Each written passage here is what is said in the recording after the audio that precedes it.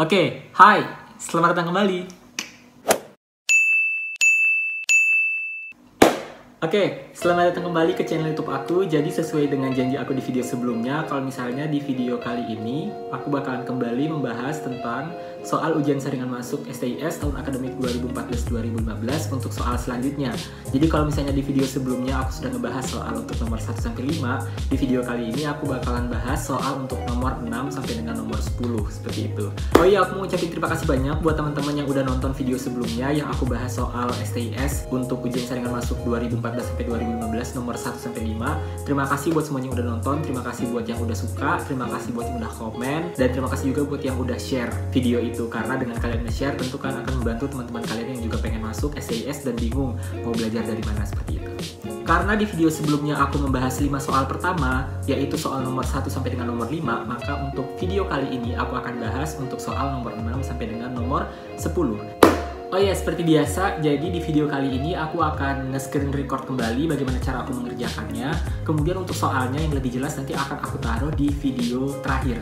Jadi di akhir video nanti setelah semua soal aku kerjakan dari nomor 6 sampai dengan nomor 10, maka setelah itu aku akan nge-share ke kalian tentang bentuk soalnya itu seperti apa. Nanti langsung aku share. Buat kalian yang perlu silahkan di pause dan di screenshot aja buat bahan kalian belajar. Oke?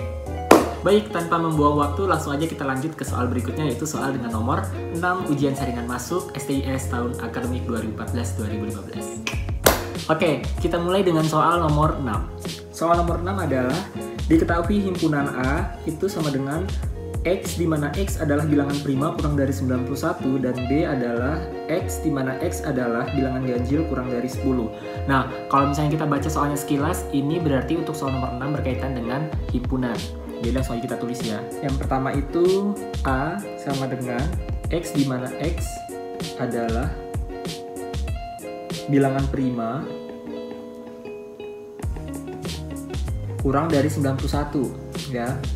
Kemudian B itu adalah X, di mana X adalah bilangan ganjil kurang dari 10. Nah, lalu yang ditanyakan apa? Yang ditanyakan adalah maka elemen himpunan B dikurang A adalah berapa? Oke, kita sudah menuliskan bahwa himpunan A itu adalah bilangan prima kurang dari 91 dan himpunan B adalah bilangan ganjil kurang dari 10. Yang ditanyakan adalah elemen B dikurang A. Cara mencarinya sebenarnya adalah dengan mencari elemen-elemen apa saja yang ada di himpunan A, kemudian elemen-elemen apa saja yang ada di himpunan B. Cuman kalau dilihat dari soalnya tentu akan membuang waktu kalau misalnya kita mencari elemen-elemen pada himpunan A, karena bayangin kita diminta untuk mencari bilangan prima yang kurang dari 91. Nah, kita harus mencari tahu nih bilangan berapa saja yang hanya bisa dibagi dengan dirinya sendiri yang kurang dari 91, seperti itu kan. Sementara kalau misalnya kita mencari elemen pada bilangan B saja, itu akan sangat lebih cepat. Dan yang diminta pun kebetulan adalah elemen B dikurang A, di mana yang dimaksud elemen B dikurang A adalah elemen-elemen yang terdapat pada himpunan B namun tidak terdapat di himpunan A. Otomatis kita tinggal mencari saja elemen-elemen yang B, karena untuk mencari elemen B itu justru lebih mudah, karena kita cukup mencari tahu berapa banyak sih bilangan ganjil atau bilangan ganjil apa-apa saja yang kurang dari 10, seperti itu. Jadi langsung kita tulis aja, B itu kan tadi X, di mana X adalah bilangan ganjil yang kurang dari 10 kan. Nah, otomatis kita tuliskan saja bilangannya. B itu apa saja? Bilangan ganjil kurang dari 10 berarti 1, 3, 5, 7, kemudian 9. Oke. Nah, di sini di soalnya adalah elemen B dikurang A. Berarti kita mencari tahu elemen-elemen yang ada di himpunan B tetapi tidak terdapat di himpunan A. Nah, apa tadi himpunan A? Himpunan A itu adalah X, di mana X ya, A itu sama dengan X, di mana X adalah bilangan prima yang kurang dari 91. Oke. Nah, kita tinggal mencari tahu saja bilangan prima berapa yang kurang dari 91 itu yang terdapat di B tapi tidak terdapat di A, seperti itu kan. Nah, kita cek. 1 itu bukan bilangan prima, ya kan? Kemudian apakah 3 bilangan prima? Ya, 3 bilangan prima. Otomatis 3 ini ada di himpunan A, berarti kita coret. Kemudian 5 apakah bilangan prima yang kurang dari 91? Tentu benar ya, karena 5 hanya bisa dibagi dengan dirinya sendiri. Otomatis 5 dicoret, karena pasti ada di himpunan A. Kemudian 7 apakah bilangan prima yang kurang dari 91? Benar juga, karena 7 hanya bisa dibagi dirinya sendiri. Otomatis 7 juga kita coret, karena 7 termasuk di himpunan A. Lalu 9 apakah bilangan prima yang kurang dari 91? Tentu tidak ya, karena 9 itu bisa dibagi dirinya sendiri dan juga bisa dibagi 3, sehingga 9 bukan bilangan prima. Otomatis 9 tidak mungkin ada di himpunan A, maka kita lingkari. Nah, yang saya lingkari ini adalah elemen-elemen yang terdapat di himpunan B tetapi tidak terdapat di himpunan A. Otomatis, jadi elemen B dikurang A itu sama dengan 1, 9. Jadi elemen himpunan B dikurang A itu adalah 1 dan 9. Lalu kita cek di pilihannya, maka jawabannya adalah A, 1. Karena 1 merupakan elemen B dikurang A. Karena 9 tidak ada, maka otomatis pilihannya yang tepat jawabannya adalah A. Jadi, untuk soal nomor 6, elemen himpunan B dikurang A adalah 1 dan 9. Karena yang tersedia hanya 1, maka jawaban yang paling tepat adalah A, 1. Kita lanjut ke soal nomor 7. Oke, kita tulis dulu soalnya, soal nomor 7. Ya, diketahui kejadian A dan B adalah dua kejadian saling bebas. Jadi A dan B itu adalah kejadian saling bebas. Oke, kemudian jika peluang A sama dengan sepertiga, jadi kita tulis secara matematis ya. Jadi peluang A sama dengan sepertiga. Kemudian peluang A komplement atau B komplement itu sama dengan 7/9.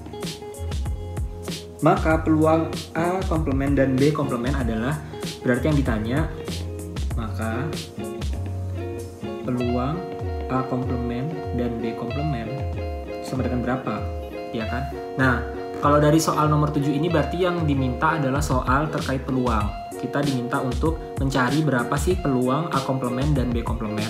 Nah, kalau misalnya untuk soal-soal seperti ini, berarti yang harus kita ingat adalah sifat-sifat dalam teori peluang seperti itu. Jadi, kita coba menyederhanakan dulu, kita coba cari tahu dulu informasi apa sih yang dibutuhkan untuk mendapatkan peluang A komplement dan B komplement seperti itu. Jadi, kita coba bongkar ya. Peluang A komplement dan B komplement itu sama dengan peluang A komplement dikali peluang B komplement, ya kan? Kemudian informasi selanjutnya atau sifat selanjutnya yang perlu kita ketahui adalah peluang A komplement itu sama dengan 1 dikurang peluang A. Kemudian peluang B komplement itu sama dengan 1 dikurang peluang B, ya kan? Nah, di sini yang diketahui informasinya adalah peluang A. Maka kita akan mengetahui informasi peluang A komplement. Ini sama dengan 1 dikurang sepertiga itu sama dengan 2/3, ya kan? Itu adalah peluang A komplement. Nah, kemudian selanjutnya untuk mencari peluang B komplement kita harus mencari tahu dulu peluang B, namun di sini informasinya belum diketahui, sehingga kita harus memanfaatkan informasi tambahan, yaitu peluang A komplement atau peluang B komplement itu sama dengan 7/9. Ya, jadi kita harus mencari informasi terkait berapa sih peluang B komplement atau peluang B berdasarkan informasi peluang A komplement atau B komplement sama dengan 7/9. Ya, kita tulis peluang A komplement atau B komplement itu sama dengan apa? Nah, ini kita harus ingat sifatnya. Sifat yang seperti ini itu sama dengan peluang A komplement ditambah peluang B komplement dikurang peluang A komplement dan B komplement, ya kan? Nah, tadi berapa? Peluang A komplement atau B komplement itu sama dengan 7/9. Peluang A komplement tadi sudah didapatkan, yaitu 2/3 ditambah peluang B komplement dikurang. Nah, ini kita jabarin lagi. Peluang A komplement dan B komplement itu sama dengan kita buka kurung gede ya. Ini sama dengan peluang A komplement dikali peluang B komplement.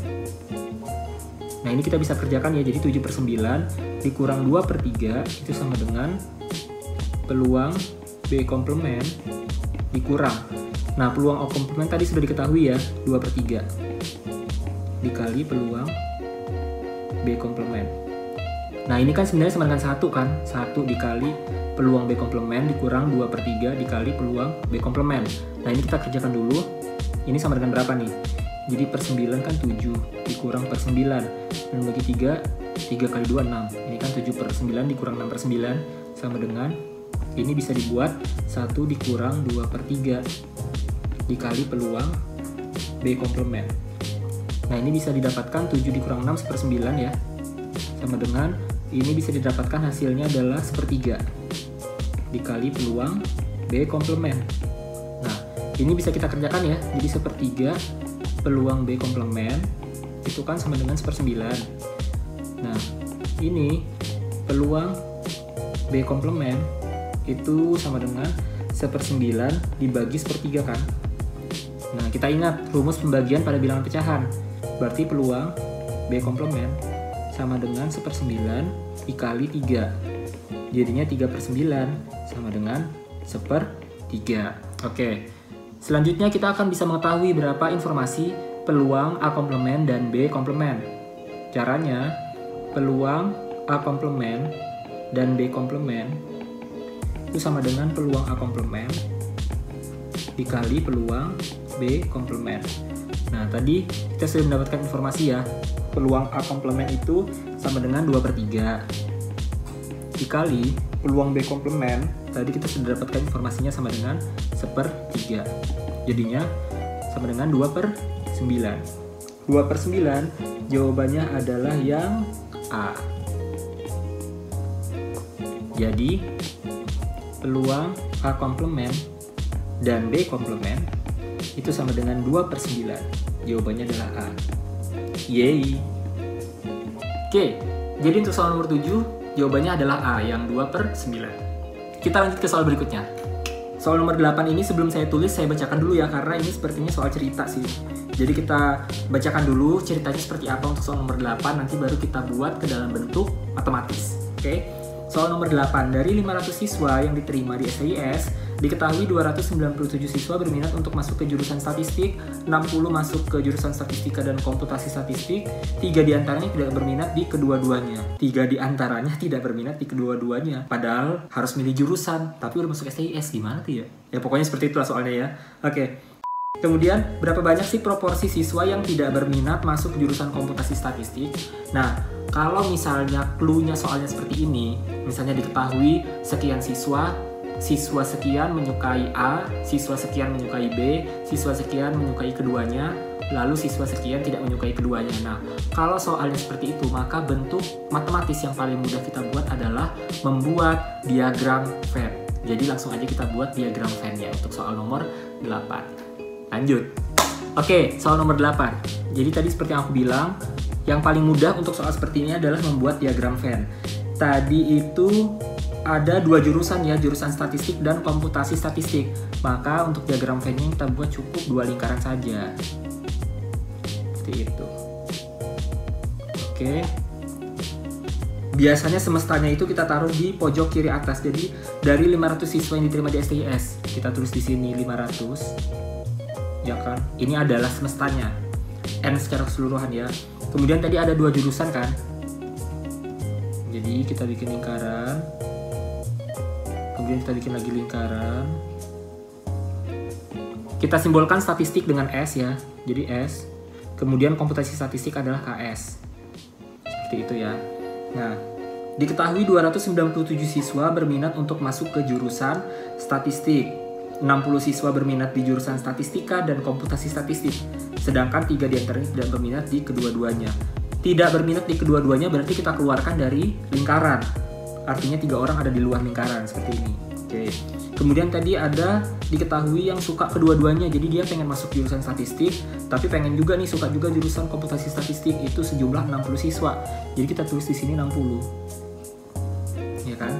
Kemudian tadi ada 297 siswa berminat ke jurusan statistik. Berarti 297 dikurang 60.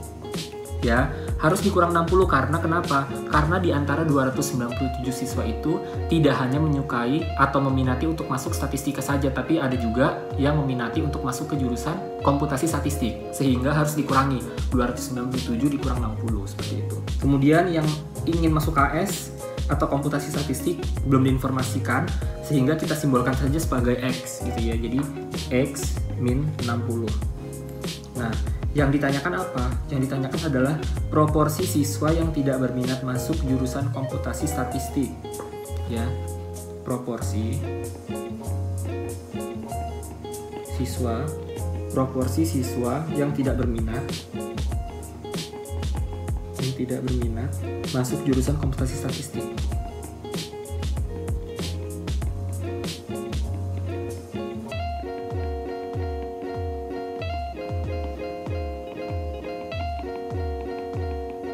Oke.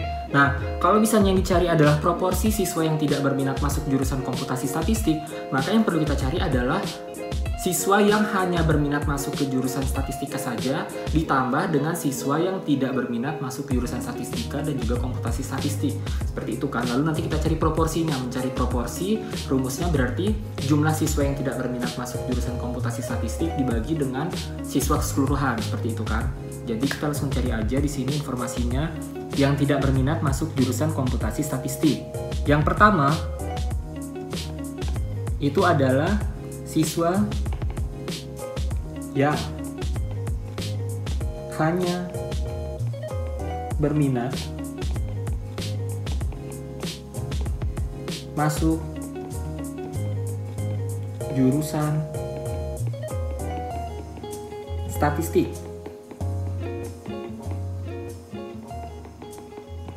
Itu sama dengan berdasarkan informasi di atas, yang ini adalah kondisi nomor 1 ya.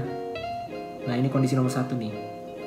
Ini kondisi nomor 1. Jadi nanti siswa yang hanya berminat masuk jurusan statistik adalah 297 dikurang 60. Sama dengan berapa tuh? 7, 9 kurang 6, 3. 237 ya. 237 siswa. Kondisi kedua, siswa yang tidak berminat masuk jurusan statistik. Ini saya singkat aja ya, jurusan statistik dan KS. Berdasarkan soal tadi ada 3 orang. Nah, ini kita tinggal tambahkan. Jadi siswa yang tidak berminat, kok berminta sih? Yang tidak berminat, sorry agak salah fokus. Yang tidak berminat masuk jurusan KS. Itu sama dengan tinggal poin 1 ditambah poin 2, ya kan? 237 ditambah 3, itu sama dengan 240 siswa. Nah, yang ditanyakan adalah proporsi. Karena yang ditanyakan proporsi berarti tinggal proporsi sama dengan 240 per 500. Jadi sama dengan 24 per 50. Ini sama dengan berapa nih? 12 per 25. 12 per 25 jawabannya adalah E. Jadi proporsi siswa yang tidak berminat masuk jurusan komputasi statistik adalah E, 12 per 25. Yeay.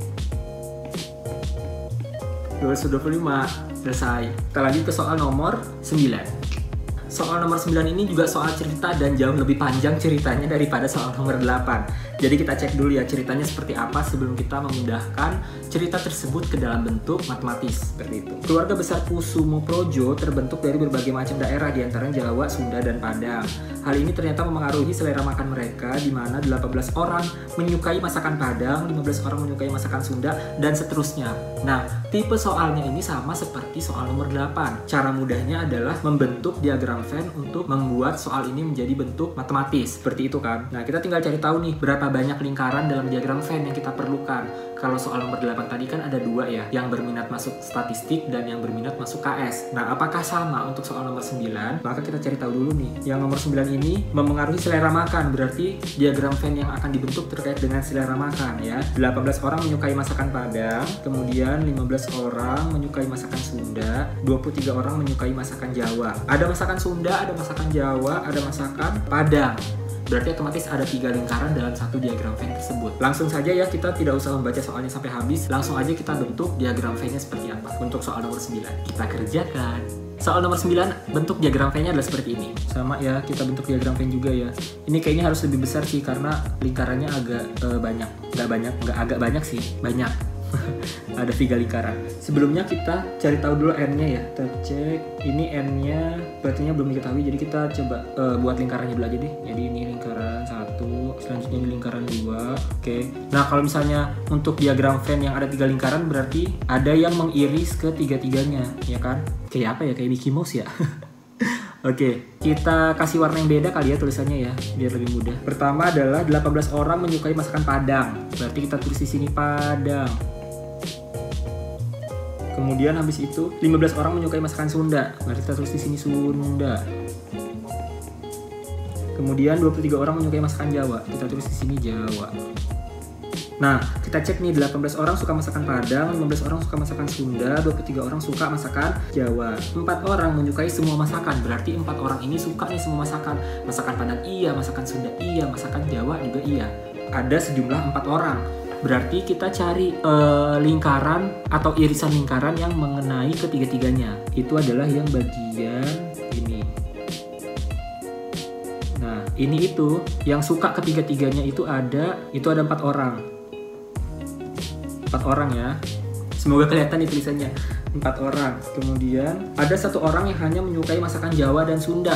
Berarti kita cari irisan Jawa dan Sunda itu ada di sini. Itu ada 1 orang. Oke. Kemudian 2 orang hanya suka masakan Padang dan Sunda.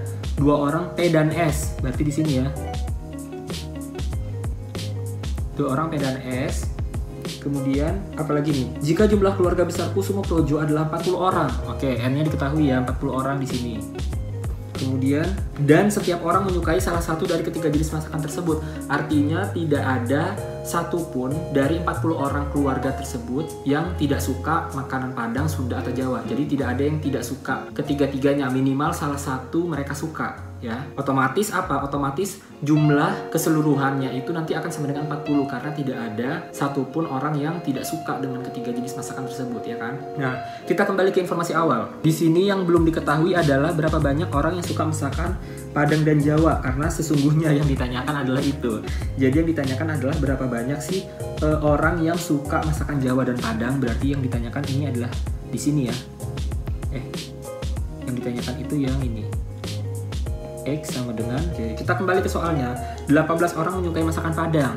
Berarti nanti di sini itu 18 dikurang 2 dikurang 4 dikurang X, iya kan? Karena dari 18 orang itu tentunya ada yang suka masakan Padang Sunda Jawa, ada yang suka masakan Padang Sunda, ada yang suka masakan Padang Jawa. Jadi yang dimaksud dengan 18 dikurang 2 dikurang 4 dikurang X itu adalah mereka yang benar-benar literally sejujurnya sesungguhnya benar-benar amat sangat hanya menyukai masakan Padang. Itu sejumlah 18 dikurang 2 dikurang 4 dikurang X, seperti itu. Kemudian 15 orang menyukai masakan Sunda. Berarti kita bikin juga nih kayak di sebelah 15 ya? Ya, 15 dikurang 2 dikurang 4 dikurang 1 sama dengan berapa tuh? 15 kurang 2, 13 kurang 4, 9 kurang 1, 8. Jadi dari 15 orang yang suka masakan Sunda, hanya 8 orang yang literally suka aja sama masakan Sunda. Jadi nggak suka masakan Padang Jawa, tapi 8 orang ini adalah yang benar-benar suka masakan Sunda. Seperti itu. Selanjutnya 23 orang menyukai masakan Jawa. Masakan Jawa di sini ya. Berarti di sini nanti ditulisnya kok pergi sih? Oke, sorry kegeser. Nah, ini itu sama dengan 23 ya tadi. 23 dikurang X, dikurang 4, dikurang 1. Ya kan, sama. Kenapa kita tulis seperti ini? Karena kita ingin mengetahui berapa banyak sih orang di keluarga Kusumo Projo yang benar-benar hanya menyukai masakan Jawa. Seperti itu. Langsung aja. Karena tadi soalnya ada informasi tambahan, kalau misalnya setiap orang di keluarga itu pasti akan menyukai minimal satu jenis makanan, maka jumlah keseluruhan di dalam lingkaran tersebut nanti akan sama dengan 40. Langsung kita kerjakan. Jadi cara mengerjakannya tinggal 40 sama dengan 18 dikurang 2 dikurang 4 dikurang X, ya kan? Seperti ini. Kemudian ditambah 2 ditambah 4 ditambah X ditambah 1, ya kan? Kita masukkan dulu semua angka-angka yang kecilnya, kemudian ditambah 8, kemudian ditambah buka kurung 23 min X min 4 min 1. Oke, jadi semuanya kita tulis nih. 18 dikurang 2 dikurang 4 dikurang X adalah mereka yang benar-benar hanya menyukai masakan Padang. Kemudian 2, 4, X, 1 itu adalah bilangan-bilangan yang ada di dalam irisan-irisannya. Jadi kayak irisan ketiganya kita masukkan angkanya di situ, kemudian irisan keduanya kita masukkan juga ke situ. Kemudian 8 tadi adalah orang-orang yang hanya benar-benar menyukai masakan Sunda saja, tidak menyukai masakan lainnya, tapi benar-benar hanya menyukai masakan Sunda. Kemudian 23 min X min 4 min 1 hanya benar-benar orang-orang yang menyukai masakan Jawa, seperti itu. Demi memudahkan kita hilangin dulu kali ya kurungnya. Jadi kayak langsung ini aja nih, 40 sama dengan ini kita bisa kerjain ya. 18 dikurang 2, 16 kurang 4, 12 min X ditambah 2 tambah 4, 6 plus X plus 9. Jadi kita bisa kerjakan sedikit-sedikit ya. Nah, ini juga kita bisa kerjakan 23 dikurang 4 itu berarti 19 kurang 1, 18 min X. Oke, jadi 40 sama dengan ini min X plus X min X. Jadi ada X yang bisa dicoret ya. Kita ganti warna merah. Ini sama ini bisa habis ya, karena min X ditambah X sama dengan 0, sehingga X nya tinggal 1. Seperti itu. Ya udah, kita tulis dulu aja kali ya biar mudah. 12 tambah 6 tambah 9 tambah 18 min X 40 sama dengan, nah ini kita kerjakan nih, 12 tambah 6 berapa? 18 tambah 18 itu sama dengan 36 tambah 9 sama dengan 45 min X, ya kan? Biar hemat kertas seperti biasa kita pindah ke sini aja karena banyak di sisanya. Oke, jadi kalau misalnya kita pindahkan ruasnya, kita tukar, jadinya kan 45 dikurang X sama dengan 40 min X sama dengan 40 dikurang 45 min X sama dengan min 5. Otomatis X sama dengan 5. Oke, jadi kita sudah dapat informasi bahwa X sama dengan 5. Apa itu X sama dengan 5? X sama dengan 5, kalau kita kembali ke bentuk diagram Venn-nya itu adalah orang-orang yang menyukai masakan Padang dan juga menyukai masakan Jawa. Nah, ini sudah menjawab soalnya ya. Jadi kita tinggal bikin kesimpulan, jadi orang yang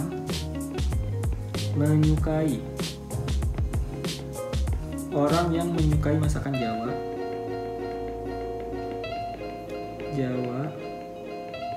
dan apa tuh Padang adalah 5 orang. Jawabannya berarti yang A. Yeay.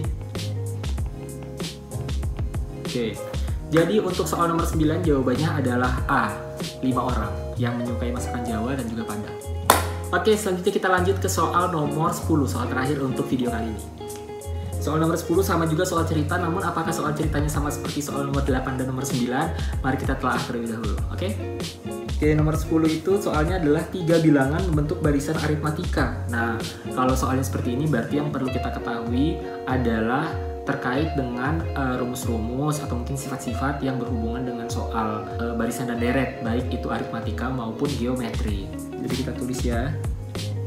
Kita tulis untuk soal nomor 10, 3 bilangan membentuk barisan aritmatika ya. Anggaplah bilangannya itu adalah X, Y, Z. Ini membentuk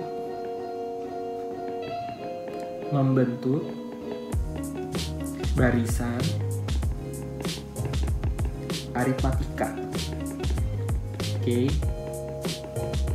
Ingat, bentuk barisan aritmatika berarti di dalam barisan aritmatika itu ada A sebagai bilangan pertama, kemudian ada B sebagai beda. Jadi beda ini adalah jarak sih antara bilangan kedua dengan bilangan pertama. Misalnya kan ada deret aritmatika kayak 2, 4, 6. Bedanya itu sama dengan 2 kan, karena 4 dikurang 2 sama dengan 2, 6 dikurang 4 juga sama dengan 2. Berarti barisan tersebut adalah barisan aritmatika dengan bilangan pertama sama dengan 2 dan bedanya sama dengan 2. Nah, berdasarkan rumus itu, kita bisa membentuk X, Y, Z ini menjadi bentuk lain dari barisan aritmatika. Misalnya adalah bentuknya jadinya A, kemudian A plus B, kemudian A plus 2B, ya kan? Jadi ini itu adalah X, A plus B adalah Y, A plus 2B adalah Z. Karena cuma 3 jadi A plus B, A plus 2B. Tapi kalau misalnya bilangannya ada 4, 5, 6 maka berlanjut. Jadi A plus B, A plus 2B, A plus 3B, A plus 4B dan seterusnya. Karena di sini hanya 3 bilangan, berarti yang kita perlukan informasinya adalah A plus B dan juga A plus 2B. Seperti itu. Lanjut. Jika suku kedua dikurangi 2, maka terbentuk suatu barisan geometri dengan hasil kali ketiga bilangan tersebut adalah 27. Oke, suku kedua dikurangi 2 akan membentuk barisan geometri. Nah, berarti kita cari nih.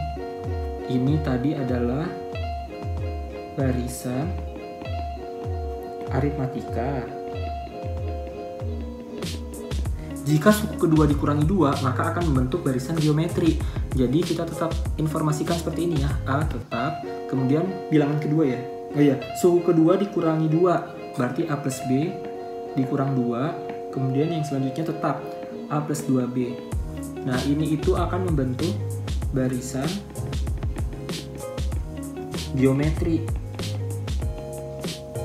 Ya kan? Nah, kalau barisan geometri berarti yang harus kita ingat adalah suku pertama sama dengan A, kemudian dia bukan beda tapi rasio sama dengan R, ya kan?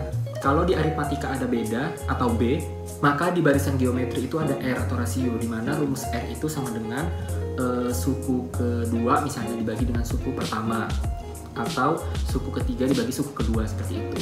Hampir mirip dengan beda, cuma dia untuk mencari nilai rasio adalah suku kedua dibagi suku pertama, atau suku ketiga dibagi suku kedua, atau suku ke N plus 1 dibagi suku ke N. Itu untuk mencari rumus rasio.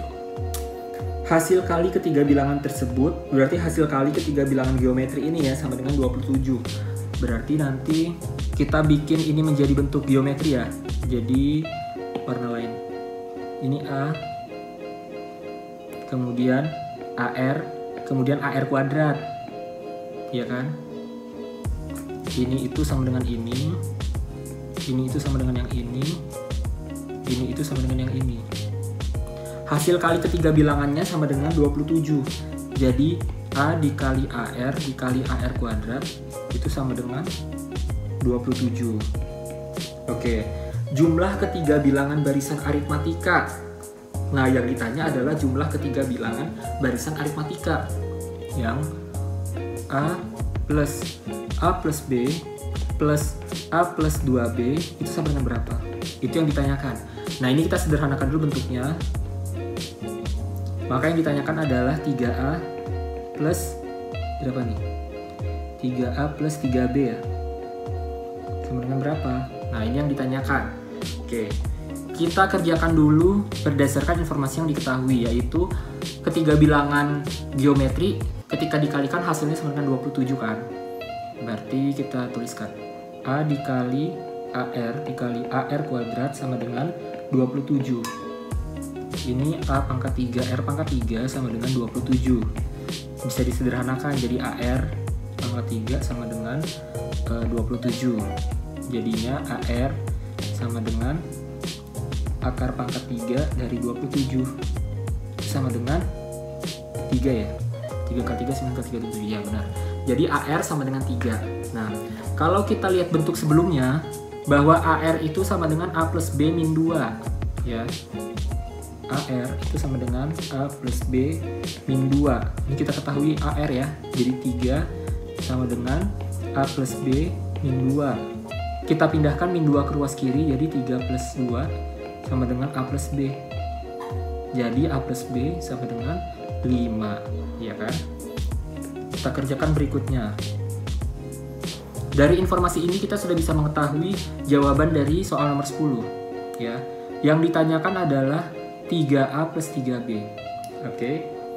Yang ditanya 3A plus 3B. Ini sama dengan 3 dalam kurung A plus B kan. Nah, kita sudah dapat nih informasi A plus B. A plus B sama dengan ini tadi, A plus B sama dengan 5 ya kan. Jadi nanti 3A plus 3B sama dengan 3 dikali 5 sama dengan 15. Jadi jumlah ketiga bilangan tersebut adalah 15. Jumlah ketiga bilangan barisan aritmatika tersebut adalah 15. Jawabannya adalah yang D. Yeay. Oke. Jadi untuk soal nomor 10 jawabannya adalah 15 D. Mantap. Semoga bisa dipahami ya untuk penjelasan nomor 6 sampai dengan nomor 10. Oke, jadi tadi itu dia aku udah ngerjain untuk soal nomor 6 sampai dengan nomor 10 soal USM STIS tahun akademik 2014-2015. Kalau kita review sedikit, kita kembali mengingat bahwa untuk soal nomor 6 itu terkait dengan himpunan, kemudian untuk soal nomor 7 terkait dengan teori peluang, soal nomor 8 itu tentang diagram Venn ya, intinya yang diagram Venn, kemudian sama nomor 9 juga tentang diagram Venn juga. Kemudian nomor 10 itu terkait dengan barisan dan deret. Jadi tadi kita sudah lihat ya proporsi untuk soal diagram Venn lebih banyak nih untuk soal nomor 6 sampai dengan nomor 10. Oke, karena soal terakhir untuk video kali ini yaitu soal nomor 10 sudah selesai dikerjakan, maka berakhir sudah video untuk yang kali ini. Terima kasih buat semuanya yang sudah nonton. Semoga pembahasan aku untuk di soal nomor 6 sampai dengan nomor 10 bisa dipahami dengan jelas. Kalau misalnya teman-teman masih ada yang kurang jelas, Kak kok bisa gini, Kak kok bisa gini, silahkan langsung aja komen di bawah di video ini, seperti itu. Terima kasih banyak untuk semuanya yang udah nonton. Jangan lupa silahkan like video ini, kemudian silahkan komen apa aja di bawah terkait dengan video ini. Apakah aku akan lanjut untuk membuat soal berikutnya atau tidak. Selanjutnya jangan lupa share atau bagikan video ini ke teman-teman kalian. Barangkali ada teman-teman kalian juga yang bingung mau mencari bahan belajar atau kayak ya bahan belajar untuk masuk Polsat STIS dari mana. Silahkan share video ini, semoga video ini bisa membantu kalian dan juga teman-teman kalian untuk belajar bareng biar bisa masuk Polsat STIS untuk tahun akademik 2020-2021. Oh iya, sekalian jangan lupa juga subscribe channel YouTube ini. Terima kasih. Oke, sampai ketemu lagi di video berikutnya untuk di video soal nomor 11 sampai nomor 15. Dadah, sampai ketemu lagi. Thanks for watching, happy watching and have a nice day. See you on my next video. Bye. Yuk masuk Polsat STIS, semangat ya semuanya. Semangat. Dadah.